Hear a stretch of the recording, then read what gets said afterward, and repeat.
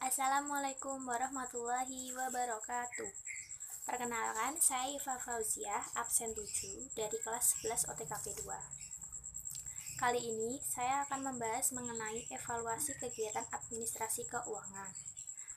Yang pertama, analisis pengelolaan kegiatan administrasi keuangan. Pada umumnya, pengelolaan kegiatan administrasi keuangan diawali dari jurnal entry sampai dengan arsip dokumen.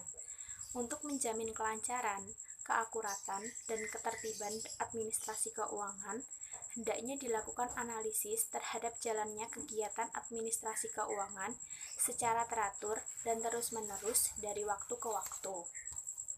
Yang kedua, penyusunan portofolio kegiatan keuangan. Portofolio keuangan sendiri adalah istilah yang sering digunakan untuk menggambarkan kondisi seseorang yang memiliki kecukupan rekening pensiun, bebas utang, memiliki cadangan uang darurat, memiliki beragam investasi di banyak aset, dan berinvestasi dalam diri mereka. Penyusunan portofolio keuangan secara sederhana dapat dilakukan dengan hal-hal berikut ini.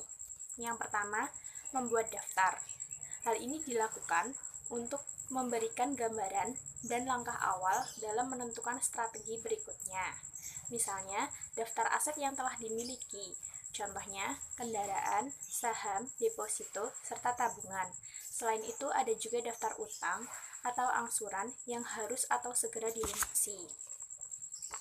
Langkah yang kedua yaitu membayar utang kartu kredit yang berbunga sangat tinggi.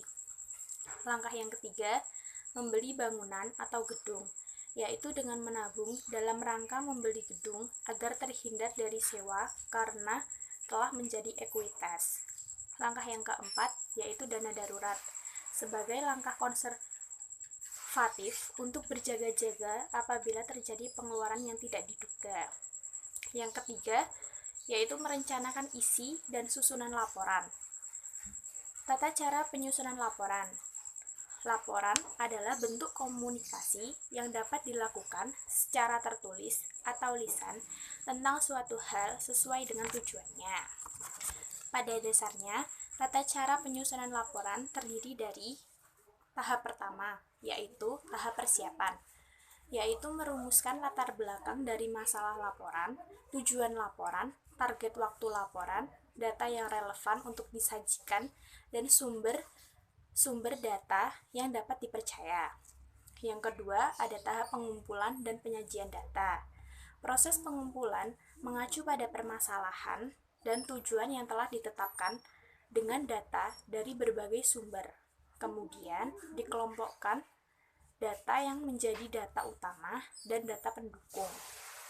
Yang ketiga, ada sistematika laporan, yaitu tahap menentukan bagian-bagian utama, sub-sub bagian yang akan dijabarkan lebih lanjut dalam kalimat-kalimat. Tahap yang keempat yaitu tahap penulisan laporan, mengacu pada sistematika sehingga tersaji secara runtut, mudah dipahami, dan enak dibaca.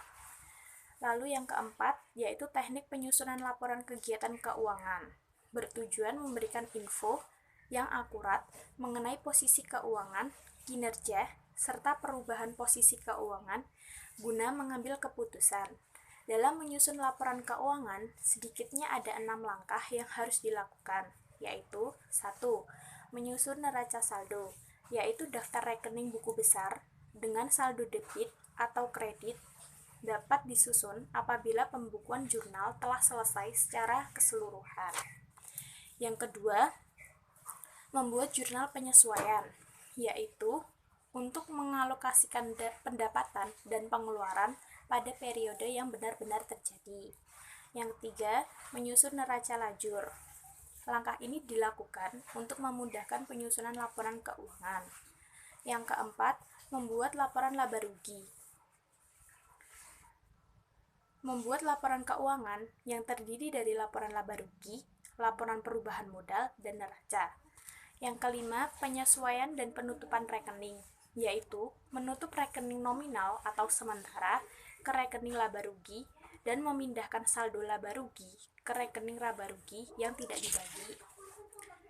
Lalu tahap yang terakhir atau tahap ke-6 yaitu menyusun neraca saldo penutupan untuk memudahkan pembuatan jurnal pada periode berikutnya. Sekian dari saya, kurang lebihnya mohon maaf. Wassalamualaikum warahmatullahi wabarakatuh.